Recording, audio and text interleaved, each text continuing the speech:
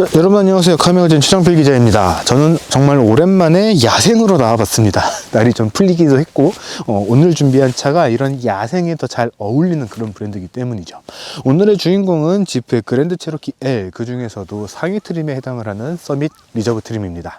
사실 작년에 이 차의 시승회에서 한번 시승을 해본 적이 있기는 해요. 내가 그때 시승을 해봤던 모델은 하위 트림에 해당을 하는 오버랜드 트림이고, 오늘 준비한 모델은 상위 트림인 서밋 리저브 트림입니다. 사실 두 모델의 차이가 그렇게 크지는 않아요. 서밋 리저브 같은 경우에는 2열 시트가 독립 시트가 적용이 되어 있어서 6인승으로 구성이 되어 있는 반면에, 오버랜드 트림 같은 경우에는 2열의 가운데까지 자리를 하고 있어서 총 7개의 시트 구성, 7인승의 구성을 갖고 있다, 이렇게 얘기를 들 수가 있죠. 물론 이제 이런 시트의 구성 차이 때문에 조금 더 이 실내 구성이 달라지는 그런 모습들이 있기는 하지만, 기본적으로는 동일한 구성을 갖고 있고, 조금 더 럭셔리하냐, 조금 더 편리하냐, 약간 그런 정도의 차이가 있다, 이렇게 생각을 하시면 좋을 것 같습니다. 그래서 이번 영상에는 뭐를 소개를 해줄 거냐 라고 생각을 하실 텐데, 사실 지프 하면은 우리가 기대를 하는 거는 오프로드잖아요. 오프로드라고 할 수 있는 그런 환경은 아니긴 하지만, 조금이라도 좀 흙을 밟아보면서 달려보고, 그리고 그동안 시승을 하면서 이 차가 보여준 매력은 무엇이었는지, 이전 세대의 그랜드 체로키하고 비교를 했을 때 어떤 점이 다르게 느껴졌는지, 이런 점들에 대한 이야기를 해볼까 합니다. 일단 외관 같은 경우에는 오버랜드하고 거의 동일합니다. 사실상 똑같다, 이렇게 이야기를 할 수가 있을 것 같은데, 세븐 슬롯, 지프에서 이야기를 하는 이 시그니처 그릴 디자인이죠. 세븐 슬롯 디자인은 약간 좀 얇아지기는 했지만 그대로 유지가 되고 있고요. 헤드램프 역시 기존의 이 그랜드 체로키하고 거의 비슷한 형태를 갖고 있지만 조금 더 얇아진 그런 형태가 적용이 되어 있어서 한층 더 세련되어진 그런 모습을 갖고 있습니다. 거기다가 보닛 위쪽이 상당히 튀어나왔는데, 이 가운데가 살짝 들어간 그런 모습들을 확인을 할 수가 있죠. Z자 이렇게도 이야기를 하는 것 같은데, 샤크노즈 형태가 적용이 되어 있어서 굉장히 공격적이고 고급스러워 보이는 그런 이미지를 만든 것이 특징입니다. 근데 제가 이 차를 직접 도심에서 운행을 하면서 테스트 드라이브를 하면서 느꼈던 건데, 차가 좀 확실히 커지기는 했어요. 이전 세대 그랜드 체로키 같은 경우에 저 위쪽에서 보여드릴 텐데, 80주년 에디션을 시승을 했는 게 가장 최근에 시승을 했던 이전 세대 모델이거든요. 그때는 굉장히 편하게 운전을 했던 것 같아요. 그때는 사이즈가 너무 커서 이렇게 사각지대라든가 이런 거를 신경을 쓰지 않고 주행을 했었는데, 이 차 같은 경우에는 확실히 좀 차가 커지고 높아지고 넓어졌구나 라고 하는 것들이 체감이 되는 그런 모습들이 있었습니다. 예를 들어서 주차장에서 차를 뺀다거나, 골목길을 들어간다거나, 지하 주차장에 뺑글뺑글 도는 길을 내려간다거나 라고 했을 때, 이 회전 반경이나 이 사각지대들이 계속해서 신경이 쓰이는 그런 모습들이 있었죠. 그렇게까지 사이즈가 커졌는데 또 위쪽이 이렇게 쭉 튀어나오고 더 높아지고 하다 보니까 이 디자인이 굉장히 멋진 거는 맞지만 실제로 주행을 하면서 익숙해지기 위해서는 시간이 좀 걸릴 수도 있겠다라는 그런 생각이 듭니다. 하지만 일단 디자인 자체는 상당히 멋있게 바뀌었기 때문에, 지프가 이야기를 하던 이 차의 고급화에 대해서는 딱히 부정할 만한 요소는 없는 것 같아요.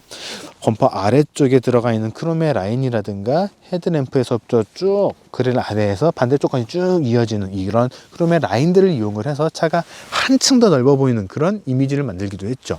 차 자체가 워낙에 큰데 이런 요소들이 골고루 들어가 있다 보니까 차의 사이즈에서부터 압도가 되는 그런 모습들을 좀 느낄 수 있지 않을까 싶습니다.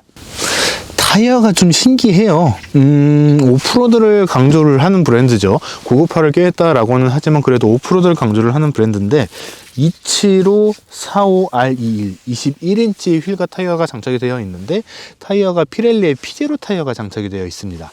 사실 피렐리 피제로라고 하면은 편안함 이런 것보다는, 오프로드 성능 이런 것보다는 고성능으로 이 도심이나 서킷에서 고성능을 발휘를 하는 차들에 주로 많이 장착이 되는 그런 타이어인데, 이 그랜드 체로키에 이런 고성능 타이어, USP 타이어를 장착을 해줬다라는 것들은 약간 좀 재밌는 포인트 아닐까 싶어요.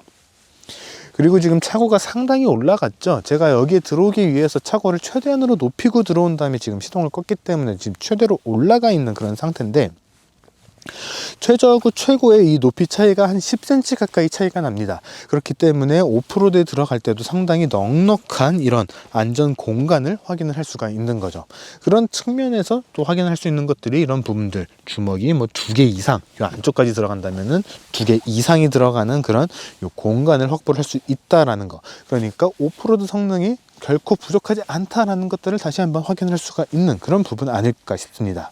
그리고 우리나라에서는 그랜드 체로키 L이라고 하는 이름으로 계속해서 홍보를 하고 커뮤니케이션을 해왔기 때문에 이번 모델에서는 그랜드 체로키라는 모델 자체가 없고 그랜드 체로키 L이라는 모델만 있다라고 생각을 하시는 분들이 꽤 계시는 것 같더라고요.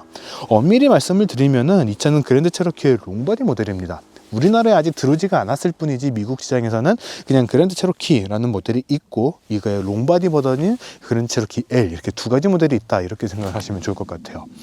두 모델의 차이점은 3열이 있고 없고의 차이고 또 요 뒷부분이 조금 더 긴가 짧은가의 차이라고 합니다. 휠베이스 자체는 동일한데 트렁크 공간, 그러니까 3열이 자리를 하는 공간에서의 이렇게 차이를 둔 거죠. 우리나라에서도 그렇지만 전 세계적으로 차가 세대가 바뀌면서 점점 더 커지는 그런 경향들이 있죠. 그런 모습들을 적극적으로 좀 반영을 하고 그런 트렌드를 반영을 하고 우리나라 고객들에게 이왕 럭셔리한 것으로 가기로 마음을 먹은 이상 더 확실하게 어필을 하자라는 생각에서 이 그랜드 체로키 L 모델을 출시를 한 것 아닌가 싶어요. 뒷모습에서도 이런 테일램프 디자인들 예전보다 확실히 좀 더 얇아졌거든요. 거기다가 좌우로 길게 쭉 뻗은 디자인, 테두리에다가 검은색으로 포인트를 준 모습들, 이런 모습들을 이용을 해서 차가 한층 더 고급스러워 보이는 그런 이미지를 만든 것도 특징입니다. 그리고 저 앞에 A필러에서부터 위로 올라와서 루프를 쭉 타고 온 다음에 뒷유리를 감싸고 다시 돌아 나가는 이런 크롬의 라인들을 이용을 해서 차가 한층 더 길어 보이면서도 위쪽에서 딱 눌러주는 이런 차분한 이미지를 만들어낸 것도 이번 그랜드 체로키 L의 특징 중에 하나 아닐까 싶어요. 이게 한번 해제를 하면은 다시 끼는 게 그렇게 쉽지가 않아가지고 웬만하면 잘 안 빼는데 이 차 같은 경우에는 트레일링을 한다든가 그러니까 무언가를 끈다든가 이렇게 하기에도 상당히 넉넉한 그런 성능을 갖고 있습니다. 하지만 트레일러를 끌기 위한 요 고정봉, 견인봉을 결합을 하기 위해서는 이 부분에 추가로 더 작업을 해야 되는 그런 부분들이 있기는 해요.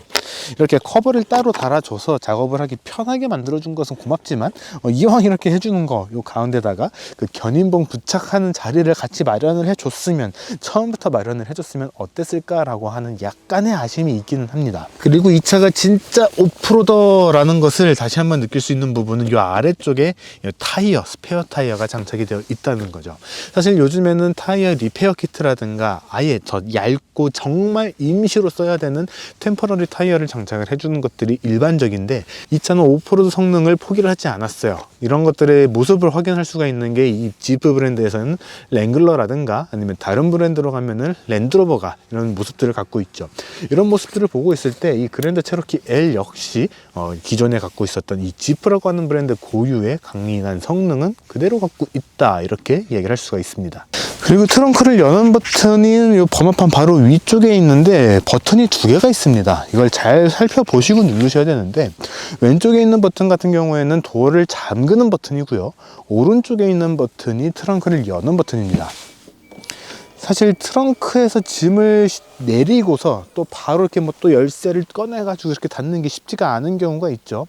그런 경우를 위해서 트렁크 쪽에서 같이 그냥 버튼을 눌러서 문을 잠글 수 있게 해주는 것들, 이런 기능을 갖고 있기 때문에 이런 편의성 측면에서도 상당히 신경을 썼다라고 이야기를 할 수가 있고요. 보통은 트렁크를 닫는 버튼이 이 위쪽에 있죠. 뭐 이렇게 손으로 잡고 내려도 되기는 합니다만 우리는 도구를 사용할 줄 알고 기술을 쓸 줄 아는 그런 동물이잖아요. 옆쪽에다가 트렁크를 닫는 버튼을 마련을 해줘서 굳이 이렇게 팔을 들지 않아도 트렁크를 닫을 수가 있는 그런 구성을 갖추고 있는 것도 특징입니다.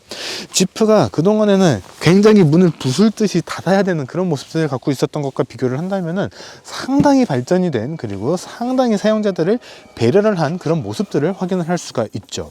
트렁크 용량 같은 경우는 약간 좀 애매하게 다가올 수는 있습니다. 3열까지 다 펼친 상태에서는 490리터 밖에 되지 않기 때문이죠. 이만한 사이즈를 갖고 있는데 트렁크가 490리터? 너무한 거 아니야? 라고 생각을 하실 수도 있는데 사실 이런 차를 타면서 이렇게 좀 큰 사이즈의 SUV라고는 하지만 이 SUV에서 3열까지 사람이 다 타고 다니는 경우는 그렇게 많지는 않을 거라고 생각이 됩니다. 그러니까 기본적으로는 3열을 접고 3열 공간까지 이 수납 공간을 사용을 하는 것이 기본이 되지 않을까 싶은 거죠. 그런데 2열까지 접게 되면은 무려 2390리터라고 하는 어마어마한 큰 그런 트렁크 수납 공간을 확보를 할 수가 있게 됩니다. 물론 2열에는 사람이 타고 3열만 접은 상태에서도 굉장히 넓은 공간을 활용을 할 수가 있고, 또 골프백 같은 경우에도 그냥 이렇게 집어넣을 수가 있는 그런 수납 공간을 갖고 있기 때문에 수납 공간에 대한 걱정은 그렇게 크게는 하지 않으셔도 될 것 같다라는 생각이 들어요. 아이고야. 다만 제가 지금 보여드린 것처럼 이 트렁크 바닥이 상당히 좀 높은 편에 해당을 하기 때문에 여성분들은 약간 좀 힘들어 하실 수는 있지 않을까라고 생각이 됩니다. 자, 이번에는 그랜드 체로키 L의 실내로 들어와 봤습니다. 몇몇 가지 포인트가 보이기는 하는데 기본적으로는 오버랜드하고 이번 서밋 리저브하고 크게 차이는 없다라는 점을 먼저 말씀을 드리고 싶어요. 그랜드 체로키 L이 처음 출시가 됐을 때 미국 본사의 인테리어 디자이너하고 좀 이야기를 나눠본 적이 있습니다. 화상 인터뷰를 지금 진행을 한 적이 있었는데, 그때 그 인테리어 디자이너가 한 말로는 좀 편안한 집 안에 있는 듯한 그런 느낌을 전달을 하는 그런 디자인을 만들려고 노력을 했다라고 이야기를 한 적이 있었습니다. 그런 것들 때문인지 이 오버랜드 때도 마찬가지였지만 적당히 고급스러우면서도 상당히 편안하게 다가오는 그런 디자인을 확인을 할 수가 있어요. 적용되어 있는 우드 소재라든가 플라스틱이라든가 가죽, 그리고 블랙 하이글로시, 이런 것들을 이용을 해서 상당히 고급스러워 보이면서도 뭔가 지방, 산속 어디 깊숙이에 있는 오두막집에 들어가 있는 듯한 그런 느낌이 확 와닿는 그런 인테리어 디자인을 갖고 있다, 이렇게 말씀을 드릴 수가 있을 것 같습니다. 근데 제가 한 가지 좀 이야기를 드리고 싶은 것이, 사실 지난번 시승회 때 오버랜드 트림을 시승을 했을 때는 헤드램프가 작동을 한다거나, 그러니까 터널에 들어갔을 때 라이트가 작동을 한다거나, 그거에 연동돼서 실내 밝기가 조절이 된다거나, 무언가 기능을 사용을 했을 때라든가 이런 것들이 조금 느리게 반응을 하는 것들이 있었거든요. 근데 이 차는 이번에 시승을 하면서 조금 겪어보니까 굉장히 빠르게 변화가 되는 그런 모습들을 확인을 했습니다. 그러니까 아마 두 가지 중에 하나겠죠. 그 사이에 소프트웨어를 업데이트를 했던가, 그때 시승했던 그 차에 문제가 있었거나, 그 차에 문제가 있었던 거기를 좀 간절히 바라기는 합니다. 그 사이에 소프트웨어가 또 업데이트가 된 것이다 라고 하면 그것도 좀 좋지는 않은 이슈이기 때문에 그 차에 문제가 있었던 거였다면 좋겠습니다. 만약에 이 차를 지금 구매를 해서 운행을 하고 계신다거나, 구매를 하려고 기다리고 계신다거나 하시는 분들이 계신다면은 이런 부분들 같이 체크를 해 보시고, 너무 느린데 라고 생각이 된다면은 서비스 센터를 방문을 해서 한번 체크를 받아 보시면 좋을 것 같아요. 그 외에도 오버랜드 트림과 동일하게 맥킨토시 스피커 그대로 적용이 되어 있고, 맥킨토시 스피커의 시그니처라고 하죠. 요 랩의 게이지가 동일하게 또 표시가 되는 그런 모습들도 확인을 할 수가 있습니다. 아마 이 차에서 가장 애매한 거는 이 T맵 오토 기능 아닐까 싶어요. 계속해서 T맵이 기본 적용되어 있는 모델입니다, 편한 내비게이션을 쓸 수가 있어요 라고 홍보를 하고 있는데, 사실 이 T맵 같은 경우에는 T맵 어플리케이션도 필요하지만 유커넥트라고 하는 지프 전용 어플리케이션을 같이 스마트폰에 다운 받아 놔야지 제대로 사용을 할 수가 있는 그런 구성들이 되어 있습니다. 그러니까 사실은 좀 무의미하다, 이렇게 이야기를 할 수가 있는 건데, 무의미해지는 또 하나의 이유 중에 하나는 무선으로 사용을 할 수가 있는 애플 카플레이하고 안드로이드 오토 기능입니다. 이런 기능들이 적용이 되어 있기 때문에 굳이 T맵까지 더 받고, 기존의 T맵을 사용하고 계신 분들이라면 모르겠지만 T맵을 굳이 다운받고 또 유커넥트까지 다운을 받아서 사용을 하는 그런 것들은 약간 좀 번거롭게 다가갈 수 있지 않을까 싶어요. 그냥 스마트폰을 연결을 해 놓고 무선 이 미러링 시스템을 이용을 해서 내비게이션을 사용을 하는 것이 더 마음 편하게 쓸 수 있지 않을까 생각이 듭니다. 그리고 고급화를 꽤 했다라고는 하지만 이 차는 기본적으로는 오프로드를 잘 가는 브랜드의 플래그십이죠. 그렇기 때문에 오프로드 페이지가 또 따로 마련이 되어 있습니다. 스티어링 휠을 어느 정도로 돌렸는지, 어느 쪽 방향으로 돌렸는지를 확인을 할 수가 있는 다이나믹 페이지, 이 다이나믹 페이지에는 트랜스퍼 케이스가 잠겼는지, 그리고 리어 엑셀이 잠겼는지를 같이 확인을 할 수가 있는 그런 모습들도 있고요. 오프로드를 자주 가는 분들이라면 꼭 봐야 되는 그런 기능들이죠. 냉각수 온도나 오일 온도, 오일의 압력, 변속기 온도, 배터리 전압을 한눈에 확인을 할 수가 있는 액세서리 게이지 기능도 같이 참고를 할 수가 있고요.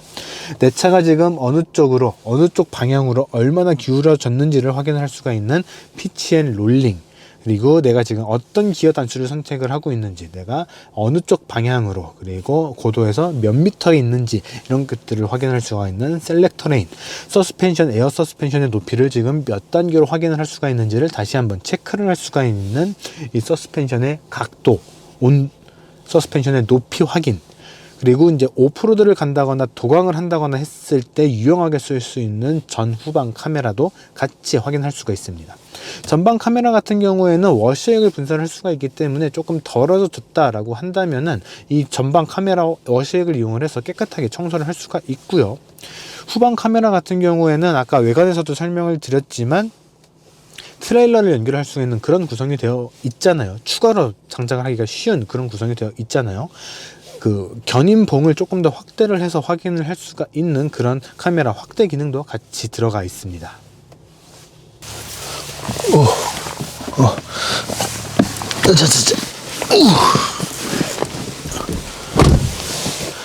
자, 이번엔 그랜드 체로키 L의 2열로 들어와 봤습니다. 제가 지금 되게 힘들게 차에 올라탔죠. 물론 아까 외관에서 설명을 드린 것처럼 지금 촬영을 하는 이곳에 들어오기 위해서 차의 높이를 최대한 높여둔 상태이기는 하지만 그래도 일단 기본적으로는 차 고 자체가 상당히 높고 지상고도 상당히 높은 편에 해당을 하기 때문에 차에 타는 것이 그렇게 쉽지는 않습니다. 이런 부분에다가 손잡이를 하나만 더 마련해 줬으면 좋았겠다라는 생각이 드는 거는 사실은 어쩔 수 없는 부분 아닐까 싶어요. 저 같은 경우에도 지금 이 윗부분을 잡고 올라오기는 했는데 차가 기본적으로는 좀 높은 편에 해당을 하기 때문에 이런 부분들도 참고를 하시면 좋을 것 같습니다. 아마 지금 제가 앉아있는 이 2열 좌석이 이제 오버랜드하고 서밋 리저브 간의 가장 큰 차이를 느낄 수 있는 그런 부분 아닐까 싶어요. 일단은 이제 서밋 리저브하고 오버랜드의 가장 큰 차이는 이 가운데 좌석의 유무 아닐까 싶습니다. 이 서밋 리저브 같은 경우에는 독립 시트로 구성이 되어 있다 그렇게 말씀을 드렸잖아요. 그래서 운전석 뒤 그리고 조수석 뒤 하나씩의 좌석만 자리가 되어 있고 이 가운데는 그냥 센터 터널과 함께 컵홀더하고 수납 공간 이런 수납 공간들이 더 추가로 장착이 되어 있는 모습들을 확인을 할 수가 있습니다. 이런 수납 공간이 자리를 하고 있으면서 팔걸이를 겸하는 그런 공간도 같이 마련이 됐기 때문에 어떻게 보면은 이 차가 추구한 그런 컨셉하고 상당히 잘 어울린다 이렇게 이야기를 할 수가 있을 것 같아요. 시트도 앞뒤 요 슬라이딩도 가능하고요. 가장 앞으로 지금 당긴 상태인데 이 상태에서도 넉넉하지는 않지만 그렇게 부족하다고도 이야기하기는 조금 애매한 그런 공간들을 확인을 할 수가 있습니다. 무릎 공간도 아직은 약간 좀 여유가 있고 발 공간 같은 경우에는 시트 밑으로 그냥 싹 완전히 들어가 버리기는 하지만 그렇게 나쁘지 않은 공간이라고 생각이 됩니다. 하지만 맨 뒤로 이렇게 쭉 밀어버리게 되면은 무릎 공간은 주먹 3개 들어가는 그런 공간에다가 발 공간은 한층 더 여유로워지는 그런 모습들을 확인을 할 수가 있죠. 그러니까 3열까지 타야 된다라고 한다면 약간 좀 어느 정도는 이렇게 양보를 해줘야 하기는 하겠지만 그럼에도 상당히 넓은 그런 공간들을 확인을 할 수가 있고 기본적으로는 굉장히 넉넉한 그런 공간들을 즐길 수가 있다는 것이 포인트죠. 거기다가 등받이 리클라이닝도 자리를 하고 있는데 리클라이닝 되는 각도가 상당히 커요. 그렇기 때문에 이렇게 살짝 누워서 간다라는 생각이 들 정도로 편하게 타고 갈 수가 있는 그런 구성을 갖추고 있는 것도 특징입니다. 아마 가장 큰 차이점은 이 부분 아닐까 싶어요. 상당히 좀 아래에 있긴 하지만 큰 사이즈의 컵홀더가 2개 또 자리를 하고 있고 이 뒤쪽에 또 수납 공간이 자리를 하고 있습니다. 이 뒤쪽에 있는 수납 공간이 상당히 크기 때문에 태블릿이나 이런 것들을 거치를 해주기에도 보관을 하기에도 상당히 좋을 거라고 생각이 되고 책자나 팜플렛이나 서류 같은 것들 보관을 하기에도 상당히 충분한 그런 공간을 갖고 있습니다. 이 가운데 수납 공간 같은 경우에는 거의 운전석에 준하는 그런 수납 공간이 자리를 하고 있다 이렇게 이야기를 드릴 수가 있을 것 같습니다. 이렇게 열어보면 상당히 낮아 보일 수도 있는데 이렇게 분리가 되거든요. 이걸 분리를 하면은 안쪽으로도 깊숙하게 사용을 할 수가 있고요. 재밌는 거는 이렇게 앞쪽으로 펼칠 수가 있다는 겁니다. 물론 이렇게 앞쪽으로 펼치게 되면은 팔걸이로서의 기능은 없어지게 되겠지만 더 깊은 수납 공간 사용을 할 수가 있고 요 빼는 거 요거를 거꾸로 이렇게 꽂아서 수납 공간으로도 같이 사용을 할 수가 있는 그런 모습들도 확인을 할 수가 있죠. 근데 이거 같은 경우에는 원래 그렇게 거꾸로 끼라고 되어 있는 용도는 아니기 때문에 이렇게 해서 펼쳐서 쓸 수가 있는 그런 공간으로 사용을 해야 되지 않을까 싶습니다. 이렇게 펼치게 되면은 요 가운데 있는 컵홀더나 다른 수납 공간들이 또 막히게 되는 그런 측면들이 있기 때문에 어떻게 사용을 할지는 좀 잘 선택을 해서 보셔야 되지 않을까 싶어요.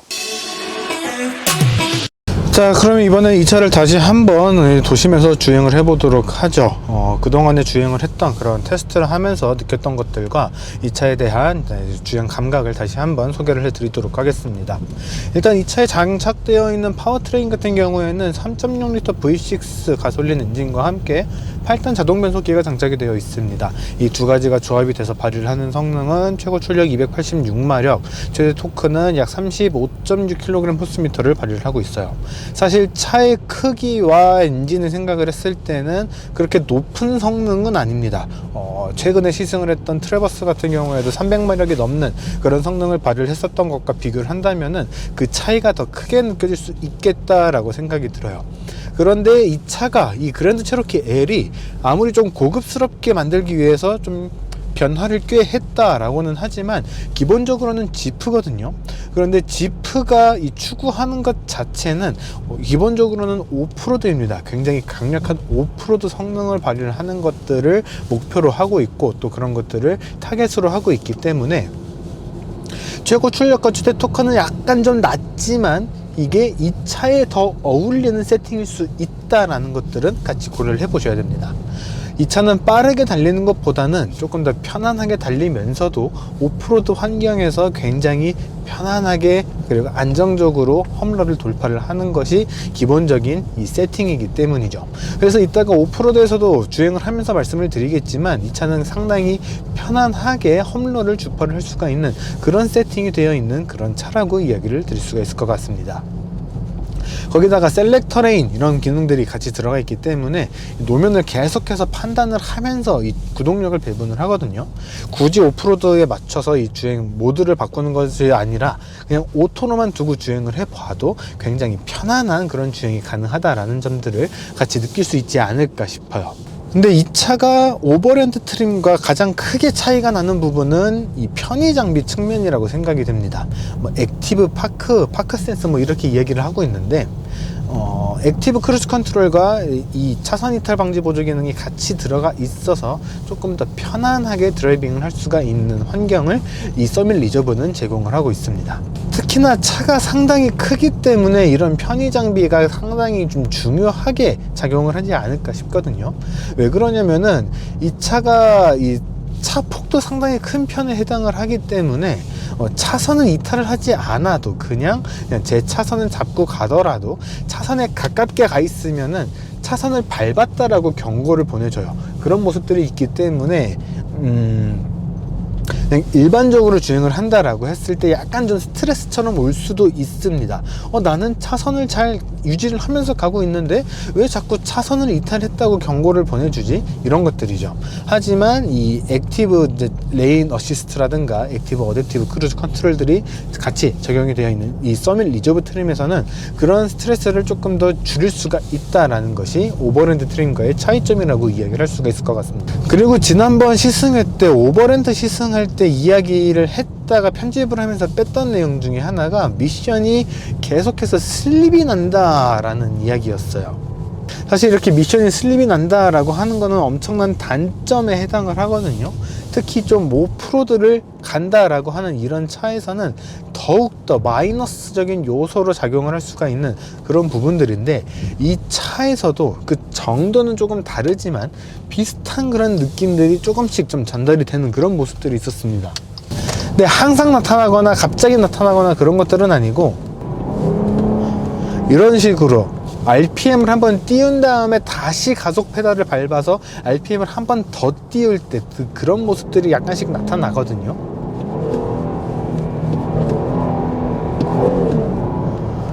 이렇게 엑셀을 띄운 다음에 한 번 더 밟는 식으로 이제 변속기를 계속해서 좀 혹사를 시켜 보면은 미션이 계속해서 슬립이 나는 샥 이런 소리가 좀 뒤쪽에서 좀 전달이 됩니다.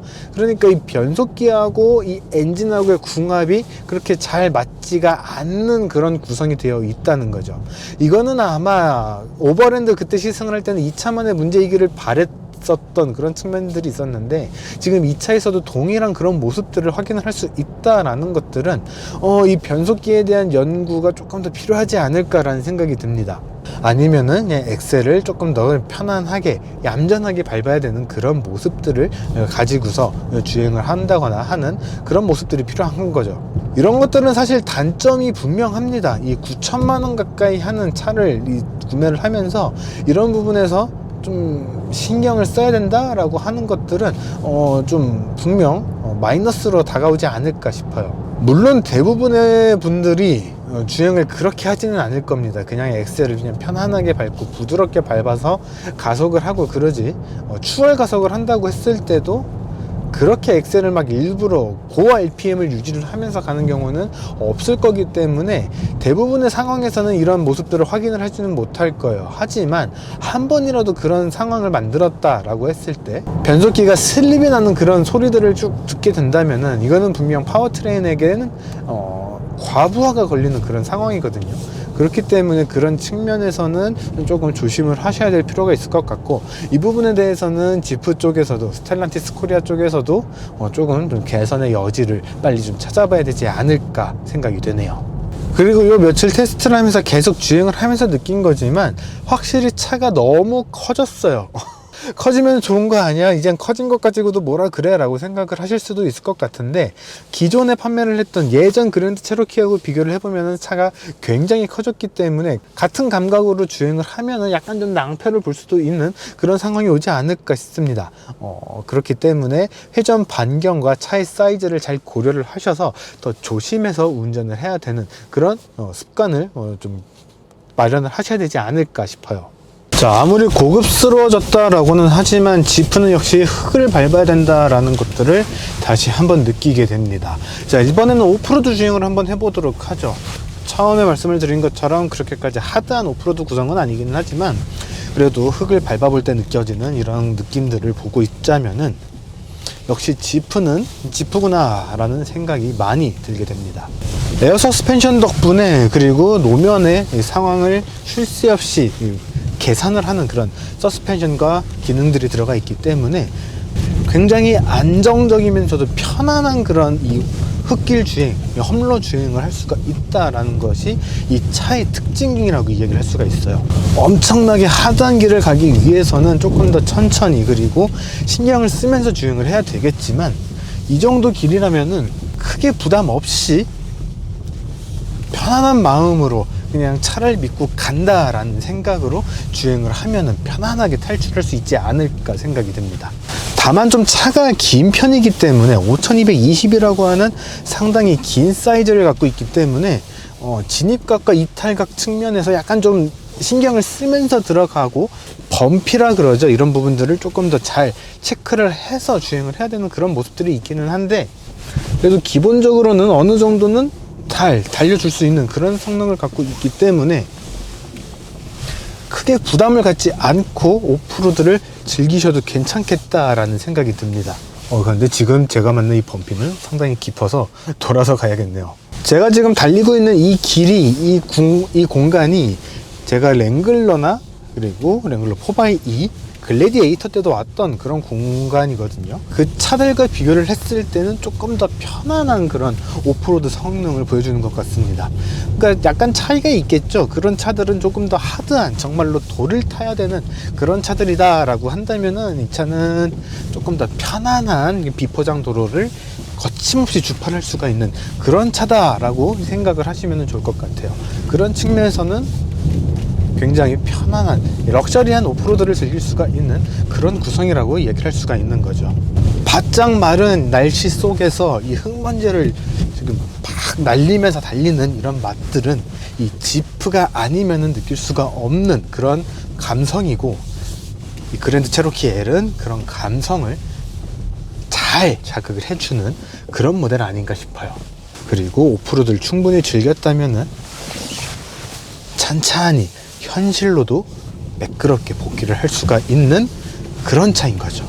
짧게 즐겼지만, 영상에서는 더 짧게 보이시겠지만 굉장히 도심을 벗어나서 편안하게 이 코로나 때문에 느낄 수 있는 모든 답답함을 아주 개운하게 벗어낼 수가 있는, 떨쳐낼 수가 있는 그런 차 아닌가 싶네요. 자, 지금까지 집회 그랜드 체로키 L, 그 중에서도 상위 트림인 서밋 리저브 트림을 살펴봤습니다. 지난번에 오버랜드 트림 때도 말씀을 드렸지만 이 차의 가격대는 오버랜드 7,980만원대에서 이 서밋 리저브 8,980만원대, 그러니까 8,000만원에서 9,000만원까지 책정이 되어 있습니다. 아마도 이 금액대 때문에 이 차를 선뜻 선택하기가 좀 애매할 수도 있겠다라는 생각이 들기는 합니다. 왜 그러냐면은 조금 더 럭셔리한 차들을 원하시는 분들은 비슷한 금액대에서 다른 경쟁 모델들을 충분히 고민을 할 수가 있기 때문이고, 오프로드를 좋아하시는 분들은 9천만원짜리 차를 가지고서 오프로드를 가기는 약간 좀 부담스러운데 같은 브랜드의 랭글러라고 하는 정말 좋은 하드코어한 오프로더가 있잖아 라고 생각을 할 수가 있기 때문이죠. 거기다가 우리나라에서는 이렇게 럭셔리한 차로 오프로드를 가는 사람은 없을 거야 라는 그런 인식들도 어느 정도는 좀 깔려 있기 때문에 이 차를 오프로드를 가기 위해서 선택을 한다? 그거는 조금 쉽지 않을 것 같고요. 럭셔리함을 위해서 이 차를 선택을 한다? 그러면 다른 경쟁 모델들도 꽤 많이 눈에 들어올 것 같기 때문에 이 차를 선뜻 선택하기는 쉽지 않을 것 같습니다. 하지만 그럼에도 불구하고 일탈을 즐기고 싶을 때가 있잖아요. 저 같은 경우에도 오늘 이 촬영을 나와서 굉장히 신나게 촬영을 하고 돌아가게 될 것 같은데, 오프로드 단 한 번이라도 스트레스를 풀러 그냥 흙길을 달린다라고만 했을 때도 충분히 믿고 탈 수가 있는 그런 성능을 갖고 있고, 정말로 내가 사회에서 필요한 환경에서 나의 품격과 럭셔리함을 더 나타내야 될 때는 또 충분히 나타내주는 그런 매력을 갖고 있기 때문에 두 가지 중에서 뭔가 하나를 선택을 해야 되긴 하지만 이것도 포기를 할 수 없어 라고 하시는 분들께는 이 그랜드 체로키 L 상당히 좋은 선택지가 될 수 있지 않을까 생각이 듭니다. 의전용으로도 충분히 고급스럽고요. 가족을 위해서도 상당히 편안한 차, 혼자 타기에는 약간 좀 부담스러운 차, 하지만 오프로드를 간다라고 했을 때 믿고 갈 수 있는 차, 그런 차가 이 그랜드 체로키 L인 것 같기 때문에 이 차의 구매를 고려하고 계신 분들이 있다면 꼭 한번 경험을 해보시고, 내가 오프로드를 얼마나 갈 것인지, 내가 럭셔리한 것들을 어디까지 챙겨야 될 것인지, 그 안에서 가족들을 위한 편안함은 또 얼마나 챙겨야 될지, 이런 것들을 같이 고려를 해보시면은 오버랜드, 서밋 리저브 혹은 다른 차들 중에서 이 차를 선택을 해야 되는 이유를 찾을 수 있지 않을까 싶습니다. 자, 이번 영상은 여기까지고요. 저희는 조만간 또 다른 영상으로 돌아올 수 있도록 하겠습니다. 구독과 좋아요, 알람 설정까지 부탁드리고요. 저희는 다음에 뵙겠습니다.